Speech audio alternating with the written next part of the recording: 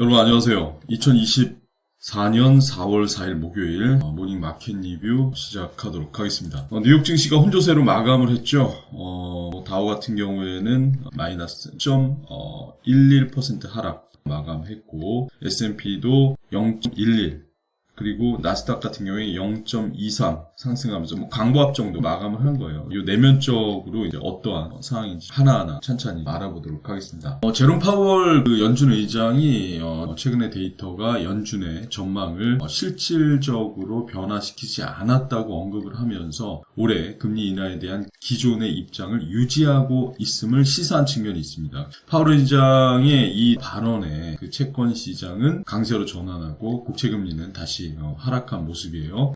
최근 인플레이션 데이터와 이 견고한 경제 데이터로 금리 인하에 대한 투자자들의 베팅이 좀 약해진 가운데 파월 의장의 발언은 시장에 일정 수준의 안도감을 선사했다고 그런 평가가 있는데, 그럼에도 불구하고 이 유가의 강세, 거의 86라인 때까지 막 치고 올라왔잖아요. 매수의 클라이막스 구간을 보고 있는데 유가의 강세 그리고 글로벌 경제의 전반적인 강세는 인플레이션의 상승 압력을 선사하고 있는 측면이 있어서 이 금리 인하에 대한 회의론은 좀 유지가 된 측면이 있습니다. 이 월간은 그 파월 의장의 발언에도 올해 3번에서 2번의 금리 인하에 더 무게를 두는 분위기고요. 특히나 경제가 여전히 견고한 성장세를 유지하고 있다는 점을 고려할 때는 너무 이른 금리 인하는 1970년대의 인플레이션을 재현할 수 있다. 이런 전망도 있습니다. 이 혼재된 그 데이터를 배경으로 그 연준의 금리 인하에 대한 많은 추측이 제기가 되면서 시장에 약간의 변동이 있을 것이라는 관측인데, 또 한 가지 보면은 캐시 우드라는 사람 있잖아요. 아크 인베스트의 캐시 우드가 최근에 테슬라에 대해서도 언급한 부분이 있어요. 최근에 이 테슬라의 침체에도 불구하고 회사에 대한 긍정적인 전망을 유지한 측면도 있고, 주가가 60%나 하락을 했지만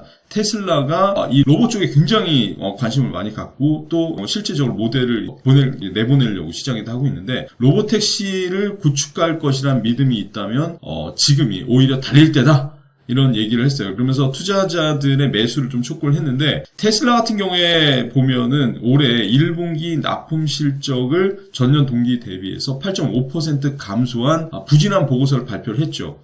이러한 부분이 2020년 팬데믹을 제외하면은 2012년 이후 이제 최초인데, 전기차에 대한 작년까지만 해도 막 뜨거웠는데 올해는 싸늘히 좀 식어버렸습니다. 전기차에 대한 수요 부진이 심각한 수준으로 치닫으면서 테슬라 주가는 올해에만 33% 이상 하락을 했는데, 캐시우드 역시 이런 부진에 이 테슬라의 주가가 $300와 $400 부근에서 일부 주식을 매도하면서 위험을 관리하고 있는 모습을 좀 보여줬는데, 캐시우드는 이렇게 보고 있어요. 향후 5년 내에 테슬라 주가가, 이게 중요한 겁니다, $2,000에 도달할 것이라고 확신을 하고 있어요, 이 사람이. 그러면 어떻게 되겠어요? 이게 증시가 더 가야 된다는 얘기잖아요. 이게 사실 테슬라도 이제 시총 상위 종목이기 때문에 탑10 안에 들어가지 않습니까? 나스닥만. 그래서 캐시우드가 보는 관점에서는 $2,000 간다. 그러면 지수가 더 가는 쪽으로 베팅을 하는 거예요. 이 사람도 그렇게 보고 있다는 겁니다. 조금 더 안으로 좀 들어가서 보면은 캐시우드 같은 경우에 그 로봇 공학, 에너지 저장, 인공지능 분야에서 그 기술 융합에 대한 이 투자자와 이 분석가의 인식이 높아질